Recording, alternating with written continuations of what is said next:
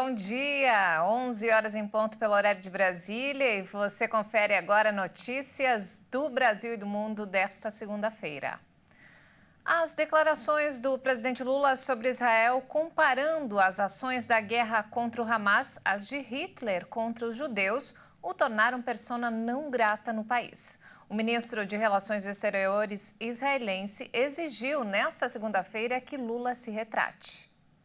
Após declarações polêmicas do presidente Lula, o ministro das Relações Exteriores de Israel, Israel Katz, convocou uma reunião com o embaixador brasileiro Frederico Meyer. O encontro aconteceu na manhã de hoje no Museu do Holocausto, em Jerusalém. O ministro declarou que o presidente brasileiro é persona não grata no país, até que se desculpe por suas declarações sobre a ofensiva israelense na faixa de Gaza. Acho que as coisas que o presidente disse não são dignas da nação brasileira, que é uma nação gloriosa, e principalmente não são dignas das profundas relações de amizade entre o Estado brasileiro e o Estado de Israel. Além disso, exijo que retire suas palavras e peça desculpas. Até então, ele é persona não grata no nosso país. O presidente brasileiro comparou a operação militar de Israel na faixa de Gaza com um extermínio de judeus realizado por Hitler na Alemanha nazista, o Holocausto. As declarações foram dadas no domingo durante uma conversa com jornalistas na Etiópia. As coisas ditas pelo presidente Lula quando comparou a guerra justa do Estado de Israel contra o Hamas, que assassinou e massacrou judeus, a Hitler e aos nazistas são uma vergonha e são um severo ataque antissemita ao povo judeu e ao Estado de Israel. O primeiro-ministro israelense Benjamin Netanyahu também classificou os comentários de Lula de vergonhosos e graves. O Congresso Nacional retoma os trabalhos hoje. No Senado, a semana começa com uma sessão destinada a discursos e leitura de propostas. O plenário da Casa deve, inclusive, votar o projeto que acaba com as saidinhas temporárias de presidiários. Na Câmara, a semana começa com uma reunião para debater as perspectivas para 2024. Entre os temas em pauta está a proposta de emenda à Constituição que limita os poderes de ministros do STF. E olha só, as fortes chuvas que caíram ontem provocaram alagamentos e queda de árvores e deixaram a cidade de São Paulo em estado de atenção. O mau tempo também afetou linhas de trem e voos. A chuva que atingiu São Paulo no início da tarde deste domingo deixou toda a cidade em estado de atenção. Provocou alagamentos e transtornos em diversas regiões.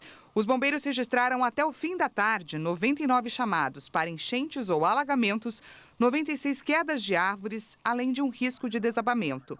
A linha 8 Diamante da Via Mobilidade chegou a operar parcialmente por conta de um alagamento entre as estações Lapa e Palmeiras Barra Funda. O mesmo problema aconteceu nas linhas 12 Safira, entre as estações Hermelino Matarazzo até Itaim Paulista e 10 Turquesa, entre as estações Moca e Luz. A chuva também afetou os pousos e decolagens nos aeroportos.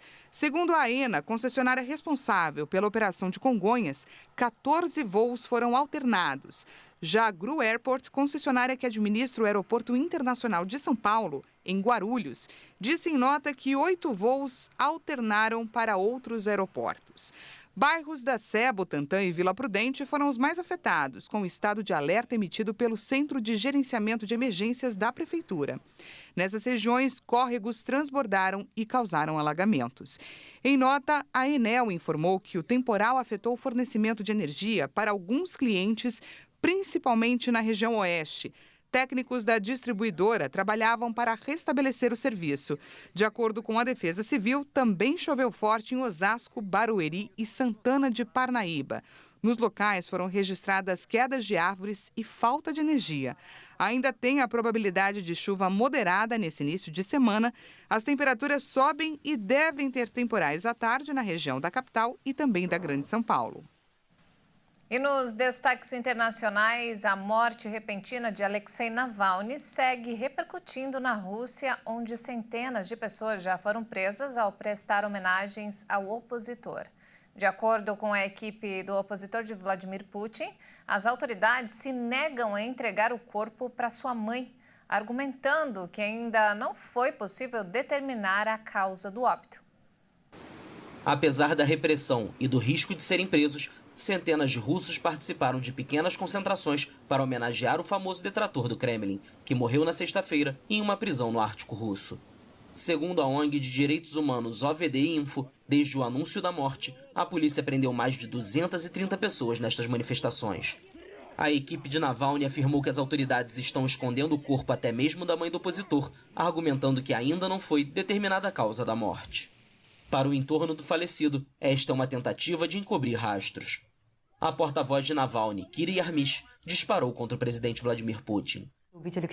Ontem ele o matou. O mundo inteiro sabe que foi o presidente russo que deu pessoalmente essa ordem. Assim como sabem que Alexei nunca teve medo dele, nunca ficou calado ou inativo. Não podemos desistir. Foi para isso que o próprio Alexei nos chamou. A morte de Navalny aos 47 anos, após 3 atrás das grades, priva uma oposição russa exausta de seu principal nome. Condenado por extremismo, ele cumpriu uma pena de 19 anos em uma remota colônia penitenciária do Ártico, após julgamentos, segundo muitas vozes, com motivações políticas. E falando agora sobre o conflito no Oriente Médio, as perspectivas de uma trégua entre Israel e o Hamas em Gaza desapareceram no domingo, após a ameaça dos Estados Unidos de bloquear uma nova resolução na ONU.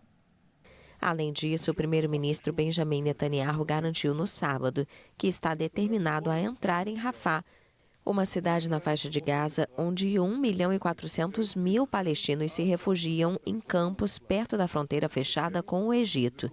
Apesar dos apelos internacionais para evitar um ataque à cidade, Netanyahu insistiu que a operação vai avançar, com ou sem um acordo com o Hamas para a libertação de reféns. A campanha israelense para acabar com o movimento islamista palestino está cada vez mais perto desta cidade, que é o último centro urbano onde as tropas do Estado hebreu ainda não entraram. A guerra na faixa de Gaza eclodiu depois que o movimento islamista palestino Hamas atacou o sul de Israel em 7 de outubro, deixando 1.160 mortos, a maioria civis, e fazendo 250 reféns, dos quais 130 ainda estão detidos em Gaza. Em resposta, a ofensiva aérea e terrestre de Israel já deixou quase 29.000 mortos, a maioria mulheres e menores, segundo o Ministério da Saúde de Gaza, que governa o enclave desde 2007. O Hamas é considerado uma organização terrorista por Israel, Estados Unidos e União Europeia. O Catar, um mediador-chave no conflito, reconheceu no sábado que as últimas negociações de cessar-fogo não foram muito promissoras. O Egito e os Estados Unidos também intervêm. Essa edição fica por aqui. Mais informações daqui a pouco, à 1 da tarde, com Daniela Paris. Muito obrigada pela companhia. Uma ótima tarde para você.